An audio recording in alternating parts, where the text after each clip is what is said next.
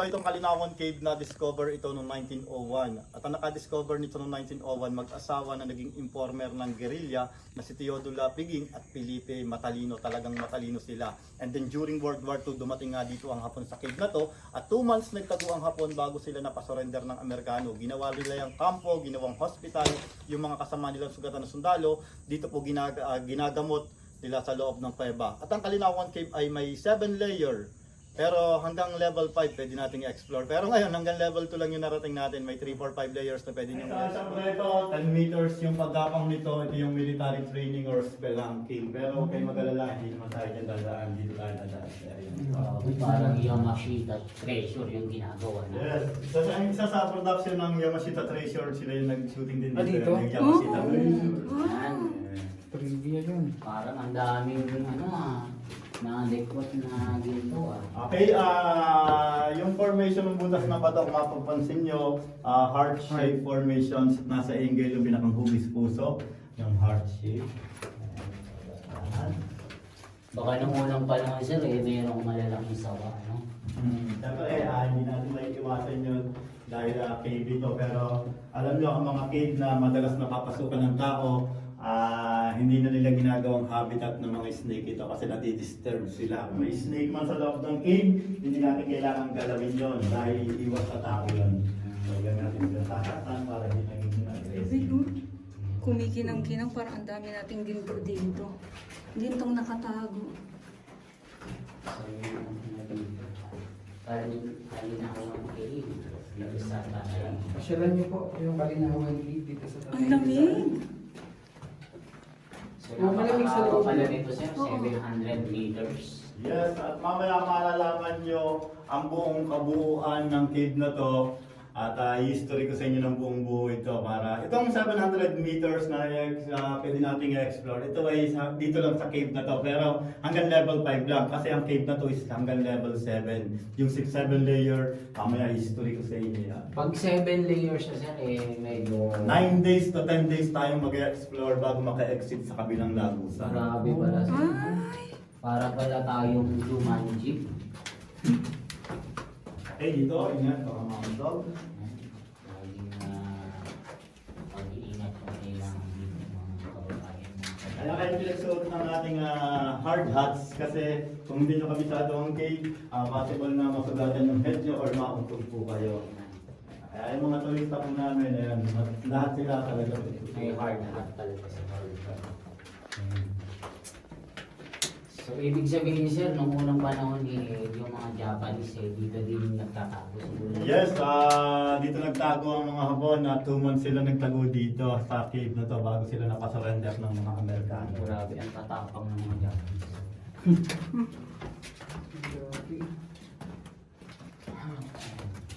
Ngayon lang nagpapakita ito sa TV. Okay, dito, yung kulang tayo dito. Tinatawag itong way ng Parang mga balik na. rayuma. Parang- Tinawag siya na rayuma dahil pag senior citizen, medyo sumasakit daw yung likod. Balik na tayo. Sir, So, Rayuma. Sir, pwede balik na tayo. Bakit po? Parang, Natatakot mo. oo. Nasasabukad kayo, sir? Saglit lang ito. Malapit na tayo, sir, matapos sa second layer. Kung We're babalik tayo, almost done. malayo po. Okay. Hanggang second level na lang tayo. Level Kung ang pwede na Miss July, mag-date ka ng jowa. Ako, hindi naman ako. Medyo mababa na dito. Pinaka-rare kasi ito na, Aray ko. na may papakita natin. Walang sino mang nagtangka dito na ipakita ito.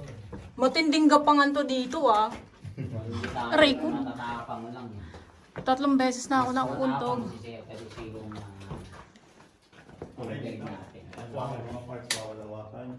Sir, Different sa taas, ano? bakit bawal hawakan?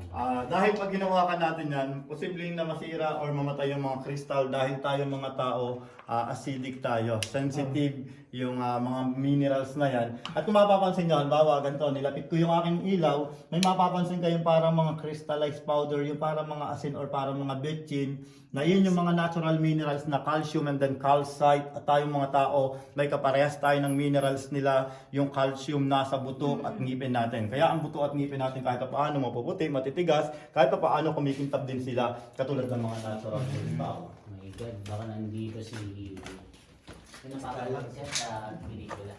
Oh, grabe no. Ang ganda. So dito, ayan, may mga crystal. Ito yung tinatawag ng natural wonders yan, no? Tanging sa loob lang ng cave na bubuhay yung mga ganyang klase ng mga crystal. Kaya lang, pag pumunta Pag kayo nilabas dito, natin ay yan handa sa kayo na cave, meron kayong sa araw dalang lang, mawawala yung flashlight. crystal nila. Kasi pag katagulan, kumukuha sila ng mga moist ng cave. Kaya pagka nag-moist na yan, mas madadagdagan yung mga crystal Bawal nila pag hawakan. nilisa. Again. Ganda no. Ang kinang-kinang naman niya. Mas makinang pa sa akin eh. Grabe, oh. Okay, dito yung muna tayo. Oh. Makamali ko kayo, may ibang daanan. Dito na kayo. Grabe, para tayong Ayan, tusok ang nature baba. Tusok ang hipa. Ay ko? Ingat. Sikip yan ha. Ang sakit nun ah. Yung mga kasama natin medyo nangangatutan ng atubig. Hindi. Kumukuha pa kasi doon eh. Kasi ang mga ikapasilyo. May pansin ko dito. Kumukuha pa kasi. Grabe na siya, no? Cave is, itong cave na to is nature cave, hindi siya man-made or hindi siya ginawa ng tao. Ang man-made or ginawa ng tao dito, yung pinasok natin na entrance na hagdan, yun lang yung dinevelop dito ng tao. Pero itong loob ng cave, natural po. Cave ito. Ayan. So katulad dito, may mga ilang cave light tayo. Ito, may mga ilang bats na tayo makikita dito, yung mga panigil. Daming bats. Pero hindi naman ang mga nanganakit ng tao po yan. Daming bats pala dito.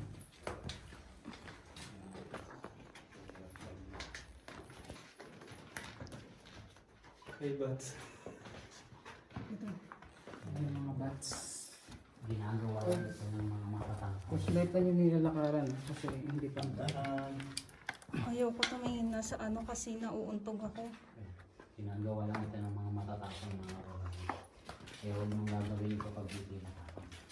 Okay, siyempre, yan dahil nandito na tayo sa end ng second layer, exit na tayo dito. Pero next time, ayan, pag sakaling babalik kayo sa Kalinawan Cave, may natitira pang layer, may 3, 4, 5 layers. Ito yung entrance ng level 3. Ayan, so level 3, 4, 5 na po ang pwedeng i-explore dyan. At hindi yan katulad ng level 1 na easy lang na i-explore. Ito ay medyo extreme, medyo hard, pero adventure. May tinatawag kami dyan na catwalk, duckwalk, at baby crawl. Oh, wow. Ayan, so sa level 5, doon natin makikita yung tinatawag na Japanese altar. Okay? Japanese Nasa altar. end na tayo ng second layer, exit tayo. At syempre, bago tayo mag-exit, may mga rock formations tayo na makikita. Alam nyo, ito yung mga dating bahay ng mga insect bat or mga fruit bats. Pero since na madalas nga silang nadi-disturb na mga pumapasok na tao, lumilipat sila ng tirahan. Pero meron kami may mga cave life kami dito na katulad nun yung mga protected area,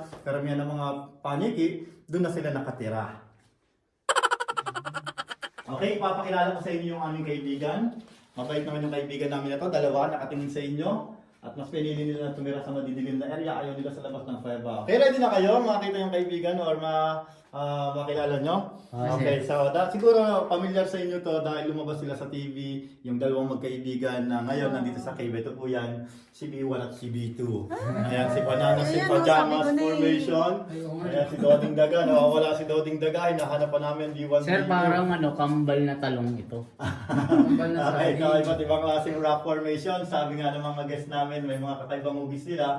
Pero para sa amin, si B1 at si B2. Pero katulad ni B1, pwede siya maging isang kandila kasi may mitya siya. Yes, Okay, may sindihan siya ng apoy. At katulad lang naman daw ni B2, bahala na po kayo. Okay, so end na tayo ng second layers. Gusto nyo dito ako mag-history o sa labas na lang yung history? Sa pinakang trademark. Sige, sir. Sa Sige po. labas na lang, sir, para... Para yung video makuha niyo yung buong detalye ng cave. Grabe. Ayan, dito. so exit na tayo. Labas na tayo. Oh my God. Hindi natin tatapusin. Ano ito pinaka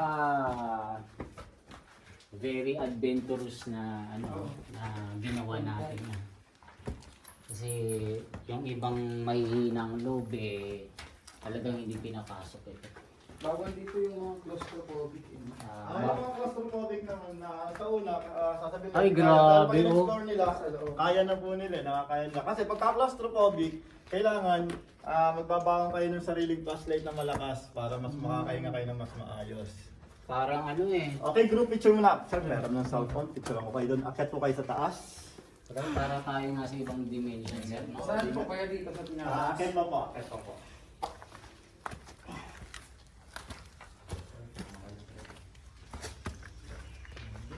Yan.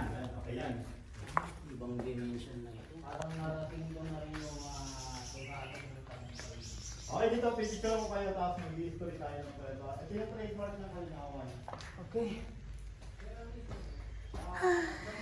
Yan tayo galing sa baba. Karamihan ng mga bawal sa pasukin ng tao dyan kasi karamihan ng mga paniki dyan namin sila, dyan na sila naninirahan ngayon para hindi sila ma-disturb. Ito yung exit ng level 2. Yes, and then dito po kayo tumayo, tama po yan, yung position nyo. Pipicturean ko kayo sa pinakang trademark ng Kalinawan. Ready na po? Yes. Okay, so itong Kalinawan Cave na discover ito noong 1901. At ang naka-discover nito noong 1901, mag-asawa na naging informer ng guerrilla na si Teodola Piging at Felipe Matalino. Talagang matalino sila. And then during World War II, dumating nga dito ang Hapon sa cave na to. At 2 months nagtago ang Hapon bago sila napasurrender ng Amerikano. Ginawa nila yung kampo, ginawang hospital, yung mga kasama nilang sugatan na sundalo. Dito po ginagamot nila sa loob ng kuweba. At ang Kalinawan Cave ay may 7 layer. Pero hanggang level 5 pwede nating i-explore. Pero ngayon hanggang level 2 lang yung narating natin. May 3, 4, 5 layers na pwede nyong i-explore next time. Yung 6, 7 layer ng Kalinawan hindi siya possible i-explore dahil ang ginawa ng Hapon ng World War II sa pang-6 na layer, pinasabog ng Hapon yung pang 6 layer ng Kalinawan Cave hanggang sa bumardown at magsarado yon. Ginawang sarahan ng Hapon ng pang-6 na layer para hindi sila mapasok or masundan ng kahit sino mang kalaban na manggagaling sa kabilang lagusan. Kaya ang kuwebang ito, isa sa naging matatag na kuweba na pinagtaguan ng Hapon noong mga panahon ng gera. Sa maniwala tayo sa hindi, ang exit ng 6-7 layer ng Kalinawan Cave is Montalban, Rizal. Oh Sa my. may party na po ng Wawa daw. Oh. Okay, 9 Kaya days to pala 10 9 days. 9 days. 9 days to 10 days. Meron sila na pong explore. mga ano, sir, mga... May nakapag-explore po noon bago mag World War II, may nakapag-explore yung nakadiscover nito na pumasok sila dito, doon sila lumabas na may party ng Montalban, Rizal. Okay, kaya yun nga, sinama na rin namin sa history yun. At magtataka kayo dito sa kuwebang ito, bakit kaya siya tinawag na Kalinawan? Samantalang ang Kalinawan. nangyari sa atin sa loob, puro kadiliman at Kadilim, kalabuan. yes. Okay, kasi yung Kalinawan Cave, historical cave, sa kuwebang ito nagkaroon ng agreement or kasunduan ng mga Pilipino at ng mga Amerikano para labanan nila ang pamamahala ng mga Kastila nung araw. Dahil nung araw, itong kuwebang to, ginawang meeting place nila, lahat ng plano dito nila binubuo, dito nila pinag-uusapan at dito nila nililinaw. Kaya ito'y tinawag na Kalinawan. Kalinawan. Kasi ang Kalinawan kasi panahon pa ito ng Kastila. Isa rin si Macario Sakay sa nagtago sa Kalinawan Cave. Si Macario Sakay, siya ang kahuli-hulihan nating katipunero na nagdeklara ng Republika ng Tagalog. Kung gusto niyo makuha ang buong detalye ni Macario Sakay, i-search niyo sa eyewitness po yan. Ang huling katipunero, dito po yun. Tapos kung gusto niyo rin makita ko sa mga ganyan mga documents, i-search niyo sa Born to be Wild, yung mga whip spider. Ako yung kasama ni Doc First. Tsaka nitong huli po, nung December 4, ang Manlalakbay, ayan ako rin po yung kasama po Sir, nila doon. may tanong lang. Di ba sabi nyo, ito yung mga, kumbaga, historical landmark ng mga Japanese. So, meron bang mga makikitang mga trademark nila dito? Okay, sa mga trademark ng mga Japanese fighter nung World War II, meron sana silang naiiwan dito mga agamitan. Pero kung alam lang ng mga unang tumira dito sa cave na to or nag-handle ng cave na to, kung siguro alam nila magiging tourist spot nito balang araw, sana iningatan nila yon. Pero bago siya may open sa public, itong Kalinawan Cave, lahat ng gamit na naiwan ng Hapon ng World War II na i-surrender ito sa Malacanang. So kung sana nga ay napag-isipan nila na inipon na lang nila dito na ginawang isang museum sa loob ng cave, mas lalong maganda at mas lalong attraction sa mga turista yon. Yung mga ano sir, mga bato. Yung mga bato na makikita natin na meron silang inukit. Yung mga alibata po. Opo. Wala dito mga alibata po. May Sa mga Japanese ibang cave, character. opo. Sa iba, yung mga Japanese character, wala naman po sila dito mga iniwan po na mga ganun sa mga bato po. Tanging ang ginawa lang talaga nila dito, ginawang tirahan or ginawang meeting place, ginawang hospital ng mga Hapon, yung mga kasama nilang sugatan, diyan nila dinadala at diyan nila ginagamot sa loob ng kuweba. Okay? So yun yung pinakang kabuuan ng history ng Kalinawan. Wala namang historical na ano sir na kitang mga ginto dito. Sa mga mining sa loob ng cave sa mga ginto, wala pa naman tayong history na ganyan. At syempre, number 1 ipinagbabawal dito sa cave na to, yung pagmimina kasi masisira yung ating nature.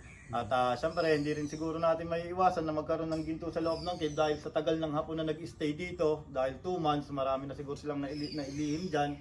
Pero yun, number 1 ipinagbabawal sa cave na to, yung pagmamining. Dahil every 3 months or 4 months, 6 months, sinecheck ito at ina-assessment ng DNR, ng ating local government, ng Tanay, and then ng ating tourism. Ayan. So kami yung mga nagbabantay dito sa cave na to, kaya talagang ipinapreserve namin ito para sa mga turista po. Ayan. Okay, so Thank you po. Ay, paniki. Silip tayo. Bawal pasubukin. Pero dito lang tayo. Ay, oo nga. Ayan sila, oh. para yung mga cave life, hindi sila mabibigyan. Oo. Magkaroon sila ng sarili nilang habitat, katulad ng mga paniki, yung mga insect bat, mga fruit bat. Ang galing naman dito. Pero siguro may ahas dyan. Nasar, no? Sa mga cave po, siyempre hindi ko masasabing wala or meron, pero yun lang, kung makakita man tayo ng snake kahit saan lugar, wag lang natin silang gagalawin Yes, kasi hindi oo. yun mananakit ng tao or hindi susubok ng Totoo, tao totoo. yun. At yun, naiiwas din sila sa mga tao. Oo. Kumbaga nabubulabog din sila kaya umaalis din sila. Dahil nature nga po yan, yung talagang yung natira kanila. Si Kuya Jepoy, maraming salamat.